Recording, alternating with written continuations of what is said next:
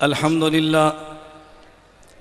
لله وحده لا شريك له والصلاة والسلام على من لا نبي بعده أما بعد فأعوذ بالله من الشيطان الرجيم بسم الله الرحمن الرحيم محمد رسول الله اللهم صل على محمد وعلى آل محمد كما صليت على إبراهيم وعلى آل إبراهيم إنك حميد مجيد اللهم بارك على محمد وعلى آل محمد كما باركت على إبراهيم وعلى آل إبراهيم إنك حميد مجيد۔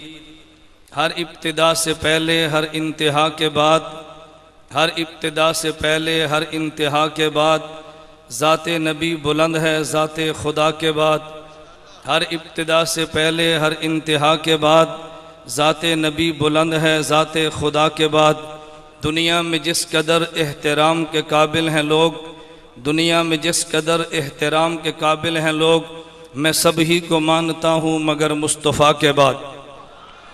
معزز علماء کرام توجہ، معزز علماء کرام، ختم نبوت کے نام پہ جمع ہونے والے میرے برادر اور میرے تمام دوستوں اور بزرگوں، میں نے آپ حضرات کی خدمت میں بڑے اختصار کے ساتھ سفیر ختم نبوت، فاتح قادیانیت اور فاتح مباہلہ انٹرنیشنل ختم نبوت مومنٹ کے بانی حضرت مولانا منظور احمد چنیوٹی دامت برکاتہم کی خدمات کو خراج تحسین پیش کرنا ہے، لیکن میں اس انداز میں گفتگو کروں گا جس انداز میں خطیب نہیں بلکہ ختم نبوت کا وکیل گفتگو کرتا ہے۔ مجھ سے قبل آپ نے گفتگو سماعت فرمائی ہے، لیکن میری گفتگو کا انداز دیوبندیت کی بنیاد پہ ہوگا۔ میں دنیا میں کسی شخص اور مسلک کا جو اسلام کا نام لیتا ہے اس کی تردید پر بات نہیں کرتا، لیکن میرا تعلق چونکہ دارالعلوم دیوبند اکابر علماء دیوبند کے ساتھ ہے، میں مناسب سمجھتا ہوں دیوبندیت کی روشنی میں سفیر احناف کی سفیر ختم نبوت کی خدمات کو پیش کروں۔ میں نے اس کے لیے آیت تلاوت کی ہے، محمد الرسول اللہ، ایک اس میں لفظ محمد ہے صلی اللہ علیہ وسلم، ایک لفظ رسول ہے، ایک لفظ اللہ ہے۔ میں کہوں گا ہمارے ایمان کی بنیاد ایک پیغمبر کی ذات ہے، ایک پیغمبر کی بات ہے۔ محمد پیغمبر کی ذات کو کہتے ہیں، رسول پیغمبر کی بات کو کہتے ہیں۔ دیوبندیت کا عقیدہ ہے پیغمبر کی ذات بھی جنت سے آئی ہے، پیغمبر کی بات بھی جنت سے آئی ہے۔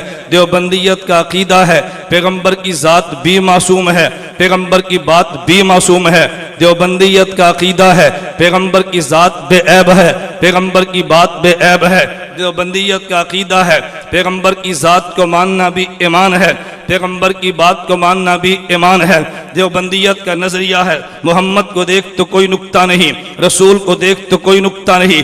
اس محمد اور رسول کو بنانے والے اللہ کو دیکھ تو کوئی نکتہ نہیں ہے۔ پیغمبر کی ذات کو بھی خدا نے بلا عیب بنایا ہے، پیغمبر کی بات کو بھی خدا نے بلا عیب بنایا ہے۔ دیوبندیت کا نظریہ ہے پیغمبر کی ذات بھی محفوظ ہے، پیغمبر کی بات بھی محفوظ ہے۔ قیامت کے دن تک پیغمبر کی ذات میں تغیر بھی نہیں آتا، پیغمبر کی بات میں تغیر بھی نہیں آتا۔ دیوبندیت کا نظریہ ہے جہاں پیغمبر کی ذات ہے وہ مکان بھی تمام مکانوں سے اعلیٰ ہے، جہاں پیغمبر کی بات ہے وہ احادیث بھی تمام باتوں سے اعلیٰ ہے۔ دیوبندیت کا نظریہ ہے پیغمبر کی ذات بھی زندہ ہے، پیغمبر کی بات بھی زندہ ہے۔ نبوت کی ذات نے بھی قیامت تک زندہ رہنا ہے، نبوت کی بات نے بھی قیامت تک زندہ رہنا ہے۔ ہم نے پیغمبر کی ذات کو مانا، پیغمبر کی بات کو مانا، پورے دین کو سمیٹ دیا جائے تو محمد رسول اللہ میں دین آتا ہے، اس میں نبوت کی ذات بھی ہے، نبوت کی بات بھی ہے۔ دنیا میں جتنے حملے ہوئے کوئی حملہ پیغمبر کی ذات پر ہے، کوئی حملہ پیغمبر کی بات پر ہے۔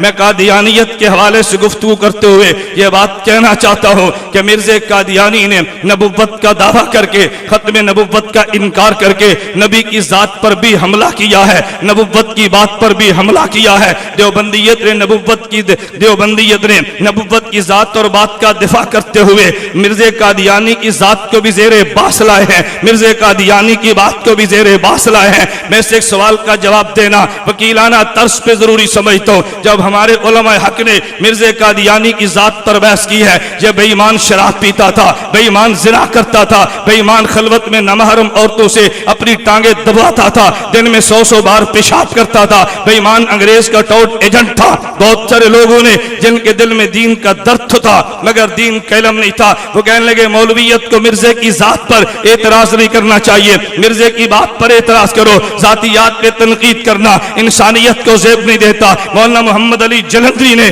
دیوبندیت کی طرف سے بات کرتے فرمایا مرزا قادیانیت نے مولویت کا دعویٰ نہیں کیا، اس نے نبوت کا دعویٰ کیا ہے۔ مولویت کی بات کو ماننا ضروری ہے، مولویت کی ذات کو ماننا ضروری نہیں ہے۔ جو نبوت کا دعویٰ کرتا ہے پہلے اس کی ذات ہے پھر اس کی بات ہے، اور دلیل کے دور میں نبوت کا پہلا خطبہ پیش کیا کہ میرے پیغمبر نے فرمایا لبثت فیکم عمرا، اور مکے والو تمہارے اندر میں عرصہ دراز گزار چکا ہوں، حل وجدتمونی صادقا ام کاذبا، تم نے محمد کو کیسا پایا ہے؟ مکے والے کہنے لگے جربنا غیر مرہ، ہم نے کئی بار تجھے آزما کے دیکھا ہے، ما وجدنا فیک الا صدقا، محمد تجھے سراپا صداقت پایا ہے۔ پھر نبوت نے فرمایا قولوا لا الہ الا اللہ تفلحوا، پہلے محمد صلی اللہ علیہ وسلم نے اپنی ذات کو پیش کیا ہے، پھر پیغمبر نے بات کو پیش کیا ہے۔ میرے نبوت نے پہلے خطبے میں بتا دیا پہلے پیغمبر کی ذات ہوتی ہے پھر پیغمبر کی بات ہوتی ہے۔ قادیانی نے نبوت کا دعویٰ کیا، پہلے اس کی ذات کو زیر باس لایا جائے گا پھر اس کی بات کو زیر باس لایا جائے گا۔ پیغمبر کے تم نے دو ناموں کو دیکھا ہوگا، حضرت امیر حمزہ نے جب کلمہ نبوت کا پڑھا ہے تو پہلی دفعہ حضرت امیر حمزہ رضی اللہ عنہ نے نبوت کی خدمت میں پیش ہو کے جو قصیدہ پڑھا تھا، حضرت امیر حمزہ فرماتے حمدت اللہ لہدا فؤانی الی الاسلام والدین الحنیفی لدین جاء من رب عزیزی خبیر بالعباد بہم لطیفی اذا تلیت رسائلہ علینا تحدر دم ذل بالحسیف رسائل احمد من ہداہا بآیات مبینت الحروف احمد فینا محمد مصطفیٰ فینا متعاون فلا تاسو بالقول العنیفی فلا واللہ نسلمہ لقوم فلما نقض فیہم بالسیوف۔ حضرت حمزہ نے دو لفظ فرمائے، ایک لفظ مصطفیٰ تھا ایک لفظ مطاع تھا۔ مصطفیٰ پیغمبر کی ذات کو کہتے ہیں، مطاع پیغمبر کی بات کو کہتے ہیں۔ اللہ نبوت کے لیے پیغمبر کی ذات کو چنتا ہے، بات کو حجت قرار دے دیتا ہے۔ قادیانی تو نے نبوت کا دعویٰ کیا، پہلے تیری ذات دیکھے گیا کہ سر پہ تاج نبوت کو سجایا جا بھی سکتا ہے یا نہیں، پھر تیری بات کو دیکھیں گے۔ میں اس کو یوں کہتا ہوں، حضرت مولانا ضیاء القاسمی خطیب یورپ ایشیا نے اس بات کو یوں سمجھایا، فرمایا تم نے کبھی دیکھا ہے اگر ٹرک کسی سڑک پہ چڑھے تو پولیس والے یہ نہیں دیکھتے ٹرک کی رفتار کیسی ہے، یہ نہیں دیکھتے ٹرک چلتا کیسے ہے، پہلے ٹرک کو دیکھتے ہیں اس کی لائٹ بھی ہے یا نہیں، یہ چل سکتا بھی ہے یا نہیں۔ اگر لائٹ موجود نہ ہو پولیس والا چلان کرتا ہے، یہ ٹرک چلنے کے قابل نہیں ہے۔ ہم نے قادیانی کو دیکھا ہے، اس بھی لائٹ بھی نہیں تھی۔ دیوبندیت نے کہا یہ تو نبوت کی سڑک پہ تو نے کیا چلنا تھا، اگر سب کے چلنے والا ٹرک ہو اسے قبول نہیں کرتے۔ اس اندھے بے ایمان شخص کو نبوت کے لیے کیسے چنا جا سکتا ہے؟ میں بتا یہ رہا تھا ایک ذات نبوت ہے ایک بات نبوت ہے۔ قادیانیت نے ذات نبوت پہ بھی حملہ کیا ہے، بات نبوت پر بھی حملہ کیا ہے۔ میں دیوبندیت کے کس کے سرتاج کا نام لوں گا؟ حاجی امداد اللہ مہاجر مکی کو دیکھ لے، بانی دیوبند مولانا قاسم ننوتوی کو دیکھ لے، دیوبند کے سرپرست اول مولانا رشید احمد گنگوہی کو دیکھ لے، شیخ العرب والعجم حسین احمد مدنی کو دیکھ لے، حکیم الامت مولانا اشرف علی تھانوی کو دیکھ لے، المحدث عظیم علامہ انور شاہ کشمیری کو دیکھ لے۔ لگے تو نیچے چلتا رئیس المناظرین حجت اللہ فی الارض مولانا محمد امین اکاڑی کو دیکھ لے، علامہ علی شیر حیدری کو دیکھ لے، علامہ حق نواز شہید کو دیکھ لے۔ یہ جتنے علماء وہ تھے جو پیغمبر کی ذات کا بھی دفاع کرتے تھے، پیغمبر کی بات کا بھی دفاع کرتے تھے۔ میں نہایت اجلت کے ساتھ اور سرعت کے ساتھ سمیٹتے بات کہنا چاہتا ہوں، سفیر ختم نبوت مولانا منظور احمد چریوٹی نے ختم نبوت کا دفاع کر کے نبوت کی ذات کی جنگ بھی لڑی ہے، نبوت کی بات کی جنگ بھی لڑی ہے، اور جنگ لڑنے کے لیے کبھی اپنے جسم کا بھی پرواہ نہیں کیا۔ ناروال کی زمین اس بات پہ گواہ ہے۔ گجرانوالہ میں مولانا چریوٹی رحمت اللہ علیہ جا رہے تھے، ایک ایکسیڈنٹ میں زخمی ہو گئے، بھی اسپتال لاہور میں داخل کرا دیا گیا، ادھر جلسے کا وقت آ گیا، رات کو جب ڈاکٹر بڑے گھر چلے گئے، مولانا چریوٹی فرمانے لگے مجھے ایمبولینس میں بٹھاؤ، بٹھا نہیں سکتے مجھے لٹا دو، میں نے پیغمبر کی ختم نبوت کی جنگ لڑنی ہے، اگر آج میں نہ روال نہ پہنچا تو مرزائی قادیانی کہیں گے جو بندیت کا بیٹا محمد کا غلام نہیں پہنچا، اسی حال میں پہنچے ہیں۔ 4 گھنٹے کا سفر کیا، کاجی سڑک سے آگے گاڑی جا نہیں سکتی، فرمایا سٹریچر پہ مجھے لچا کے گاؤں پہنچاؤ، گاؤں پہنچایا گیا۔ مولانا چریوٹی نے 2.5 گھنٹے ختم نبوت کے گفتگو سٹریچر پہ لے چکی ہے، رات کو واپس لایا گیا، ڈاکٹر کہنے لگے تمہارے جسم سے خون بہنے لگا، چریوٹی تم کیا کرتے ہو؟ فرمایا یہ خون تو مجھے ملا، میرے محمد کے صدقے ہے، یہ جتنا بہ جائے گا میرا ایمان ہوگا۔ اسی گجرانوالہ میں مولانا چریوٹی رحمت اللہ علیہ کا ایکسیڈنٹ ہوا، چشتیہ میں جانا تھا، ڈرائیور بھی زخمی ہے، مولانا وہیں سے گاڑی پر بیٹھے زخمی وجود کے ساتھ خون آلودہ کپڑوں کے ساتھ وہاں چشتیہ میں پہنچے۔ مولانا اس حال میں پہنچے ہو؟ فرمایا جی ہاں، میرے پیغمبر کی ختم نبوت کا مسئلہ تھا۔ کبھی مولانا گھر میں گئے ہیں تو مولانا کی والدہ کہنے لگی منظور احمد میرے دل کو تو دیکھو، ہر روز پولیس پہرا، ہر روز چھاپے پڑتے ہیں، جب تک میں زندہ ہوں تو تھوڑی سی نرمی کر لو، جب میں دنیا سے چلی جاؤں گی پھر شدت اختیار کرنا۔ مولانا چریوٹی فرمان لگے نہیں ماں تو نے وہ مائی نہیں دیکھی جو بیٹوں کو رخصت کرا کرتی تھی، اگر تو نے دل چھوٹا کر لیا چریوٹی جنگ کیسے لڑے گا؟ وہ جملے نے ماں کے دل کی کایا پلٹ لی، کہا بیٹا تو ختم نبوت کی جنگ لڑ، میں ماں بن کے تیرے سر پہ ہاتھ رکھا کروں گی۔ ایک شخص نے مولانا چریوٹی کے بارے میں کتاب چھپ چکی ہے، میں یہ بات بتا رہا تھا اگر سامنے میں جنرل یا خان آیا ہے ماشاءاللہ لگا تھا مولانا چریوٹی گفتگو کر رہے تھے اور دیوبندیت کی تاریخ کو دہرا رہے تھے۔ ایک جرنیل نے کہا منظور احمد تمہیں پتا ہے یہ مارشل لا کا دور ہے، ہم کسی بات کو برداشت نہیں کرتے۔ مولانا فرمانے لگے ہاں مجھے پتا ہے، لیکن ایسی حکمت کے ساتھ بات فرمائی۔ فرمایا تم کسی کو کہتے ہو کسی کو کچھ نہیں کہتے؟ کہا جی نہیں ہم تو جو بھی قانون کی مخالفت کرے ہم ہر کسی کے خلاف قانون کو حرکت میں لاتے ہیں۔ فرمایا نہیں جنرل صاحب یہ بات نہیں ہے، تم بازو کو معاف بھی کر دیتے ہو؟ کہا نہیں۔ فرمایا اچھا میں تم سے پوچھتا ہوں مرزا قادیانی نے بھوک ماری ہے جو میری نبوت کو نہیں مانتا، وہ خنزیر کنجری کی اولاد ہے،